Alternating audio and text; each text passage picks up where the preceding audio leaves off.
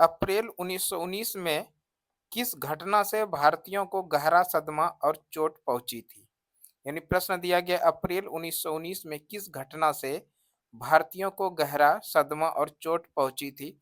और ऑप्शन जो दिया गया है रॉलेट अधिनियम, मॉन्टेग्यू चेम्सफोर्ड सुधार प्रस्ताव, जलियांवाला बाग दुर्घटना, उपयुक्त में से एक से अधिक, उपयुक्त में से कोई नहीं। ये प्रश्न जो है अभी बीपीएससी टीआरई 3 का जो शिक्षक भर्ती के लिए एग्जामिनेशन हुआ था, उसी में ये प्रश्न पूछा गया था। इस प्रश्न का सही उत्तर आप जानते हैं, तो निश्चित रूप से कमेंट में बताइए।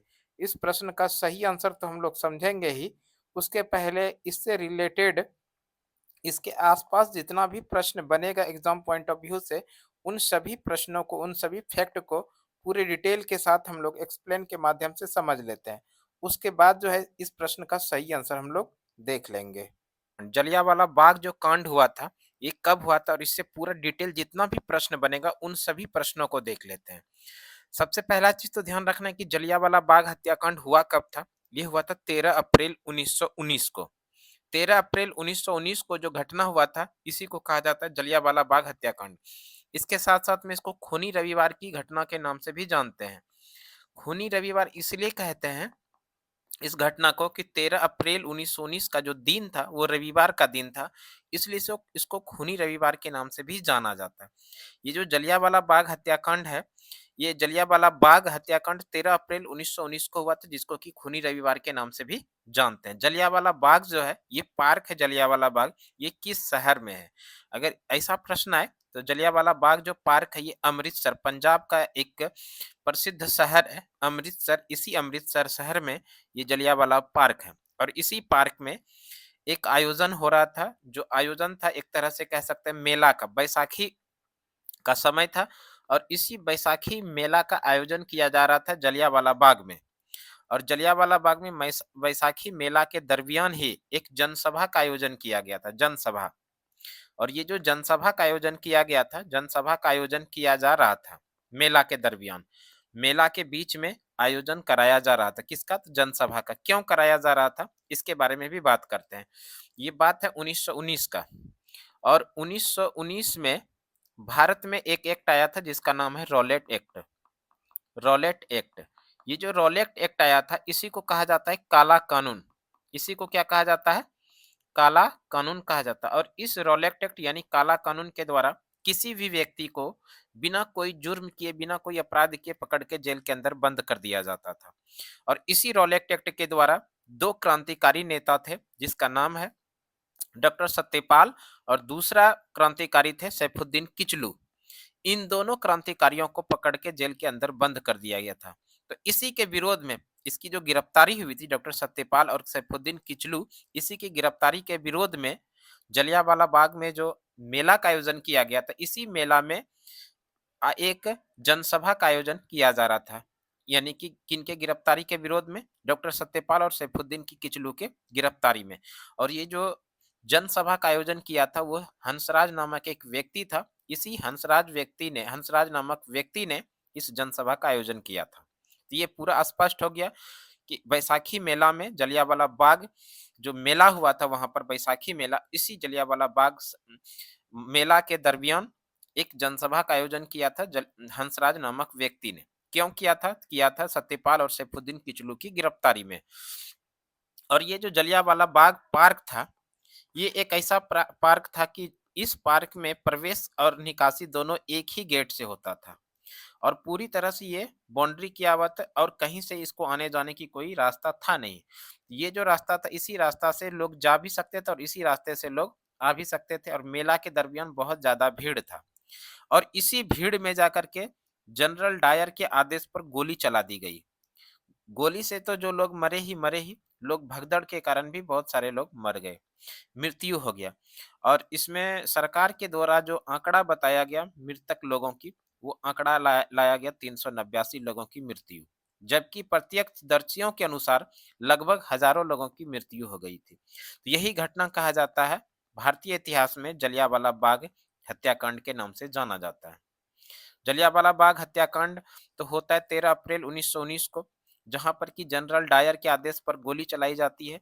जितने लोग गोली से नहीं मारे गए उससे ज्यादा लोग भगदड़ हुआ। यहीं पर एक कुआं हुआ करता था, इस कुएं में लोग गिर के बहुत सारे लोग मर गए। ये घटना भारतीय इतिहास में जलियांवाला बाग हत्याकांड के नाम से जाना गया। उसके बाद जो है जलियांवाला बाग हत्याकांड के बाद हत्याकांड के विरोध में रविंद्रनाथ टैगोर ने नाइट यानी सर की उपाधि अंग्रेज सरकार को वापस कर दिया।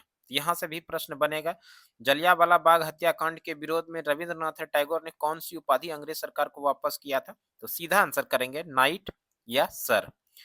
यहाँ से दूसरी तरफ से जो प्रश्न बनेगा, जलियांवाला बाग हत्याकांड के विरोध में नाइट या सर की उपाधि अंग्रेज सरकार को किसने वापस किया था? तो रविंद्रनाथ टैगोर ने।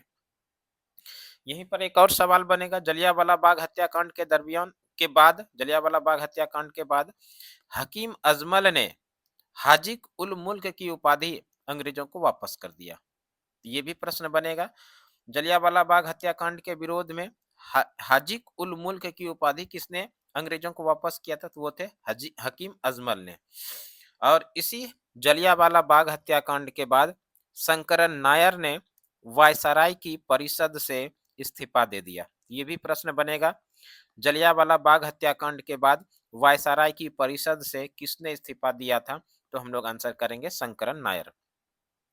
और जलियांवाला बाग हत्याकांड जब हुआ तो इसके बारे में लोगों ने अलग अलग कथन आया। सबसे पहला आया मोंटेस्क्यू का, जो कि भारत के सचिव थे उस समय। मोंटेग्यू भारत के सचिव थे। इन्होंने इसे निवारक हत्या का, यानी जलियांवाला बाग हत्याकांड जो है इसके बारे में मोंटेग्यू जो कि भारत के सचिव थे, इसने इसे निवारक हत्या कहा। और वहीं पर सीएफ एंड्यूज ने जलियांवाला बाग हत्याकांड के बारे में जो कहा, इसे जानबूझकर की गई क्रूर क्रूर कार्रवाई कहा। सी एपेंडिज ने क्या कहा? जानबूझकर की गई क्रूर कार्रवाई कहा था। और उसके बाद जो है जलियांवाला बाग हत्याकांड की जांच के लिए समितियां बनाई जाती। एक समिति तो सरकार के द्वारा बनाई जाती है जिसका नाम है हंटर आयोग। जलियांवाला बाग हत्याकांड की जांच के लिए सरकार के द्वारा कौन सा आयोग बनाया गया था? जिसका नाम है हंटर आयोग। हंटर आयोग 1919 में बना था और इस हंटर आयोग के अध्यक्ष थे विलियम हंटर। विलियम हंटर की अध्यक्षता में सरकार के द्वारा जलियांवाला बाग हत्याकांड की जांच के लिए हंटर आयोग बनाया। और इसमें सदस्य जो थे अंग्रेज सदस्य भी थे कुछ, और कुछ भारतीय सदस्य भी थे। अंग्रेज सदस्य में जो शामिल थे राइस थे, रकीन थे, बैरो थे। ये तीनों लोग जो थे अंग्रेज सदस्य थे हंटर आयोग में। और भारतीय सदस्य में जो शामिल किए गए थे वो थे सर चिमनलाल सीतलवाड़, दूसरे थे सरदार सुल्तान अहमद खां, और तीसरा था पंडित जगत नारायण। ये तीन लोगों को शामिल किया गया था भारतीय सदस्य के रूप में जलियांवाला बाग हत्याकांड की जांच के लिए हंटर आयोग में। वहीं पर दूसरी तरफ जलियांवाला बाग हत्याकांड की जांच के लिए कांग्रेस के द्वारा भी एक समिति बनाई गई थी। कांग्रेस के द्वारा जलियांवाला बाग हत्याकांड के लिए जांच के लिए कांग्रेस के द्वारा जो समिति बनाई गई थी उस समिति का नाम था तहकीकात समिति। यहाँ से भी प्रश्न पूछा जाएगा, जलियांवाला बाग हत्याकांड की जांच के लिए कांग्रेस के द्वारा कौन सी समिति बनाई गई थी? तो ये है तहकीकात समिति। और इस तहकीकात समिति के अध्यक्ष कौन थे? तहकीकात समिति के अध्यक्ष थे मदन मोहन मालवीय। यहाँ से भी प्रश्न पूछा जाता है और ये प्रश्न तो एग्जाम में देखा भी जा चुका है। तहकीकात समिति का संबंध किससे है? तो हम लोग आंसर करेंगे तहकीकात समिति का संबंध है कांग्रेस के द्वारा बनाया गया एक समिति था जो जलियांवाला बाग हत्याकांड की जांच के लिए बनाया गया था, जिसके अध्यक्ष कौन बने थे? पंडित मदन मोहन मालवीय। और उसके बाद जो है जलियांवाला बाग हत्याकांड की जांच के लिए सरकार के द्वारा जो समिति बनाई गई थी हंटर समिति यानी हंटर आयोग। इस हंटर आयोग का रिपोर्ट जो आता है, रिपोर्ट आता है 1920 में। रिपोर्ट प्रकाशित कब होता है? 1920 में। और इस रिपोर्ट में जनरल डायर को निर्दोष माना गया। जनरल डायर को क्या माना गया? निर्दोष, यानी किसी तरह का कोई ये इसके ऊपर में दोष नहीं है, निर्दोष इसको माना गया जनरल डायर को। इसी रिपोर्ट के आधार पर गांधी जी ने इस रिपोर्ट की आलोचना किया। यानी हंटर आयोग का जो रिपोर्ट आया 1920 में, इस हंटर आयोग के रिपोर्ट के गांधी जी ने क्या किया? आलोचना किया। और आलोचना में गांधी ने लिखा पन्ने दर पन्ने निर्जल सरकारी लिपापोती। पन्ने दर पन्ने निर्जल सरकारी लिपापोती किसने कहा? ये कहा गांधी जी ने, जब हंटर आयोग का रिपोर्ट प्रस्तुत किया गया, सौंपा गया 1920 में। इसके विरोध में इसके रिपोर्ट की आलोचना किया गांधी ने और कहा था पन्ने दर पन्ने निर्जल सरकारी लिपापोती है। और ये जो घटना हुआ था 1919 में, इसी को कहा जाता है ये जलियांवाला बाग हत्याकांड। इस समय भारत के जो वायसराय थे, वायसराय ये थे लॉर्ड चेम्सफोर्ड। वायसराय वायसराय कौन थे? लॉर्ड चेम्सफोर्ड थे।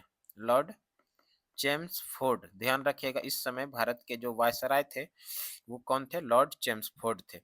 देखिए प्रश्न क्या था कि अप्रैल 1919 में किस घटना से भारतीयों को गहरा सदमा और चोट पहुंची थी? यही तो प्रश्न था। और इस प्रश्न का जो सही आंसर होगा वो हो जाएगा जलियांवाला बाग दुर्घटना। जलियांवाला बाग दुर्घटना जो हुआ था, अभी हम लोग पढ़े कि 13 अप्रैल 1919 को हुआ था। और यहाँ पर अप्रैल का जिक्र किया है, इसलिए इस प्रश्न का जो सही आंसर हो जाएगा वो हो जाएगा option C is the right answer, यानी जलियांवाला बाग दुर्घटना। रॉलेट एक्ट जो भारत में आया था ये 18 मार्च 1919 को आया था। इस प्रश्न का जो सही आंसर हो गया वो हो जाएगा option C is the right answer.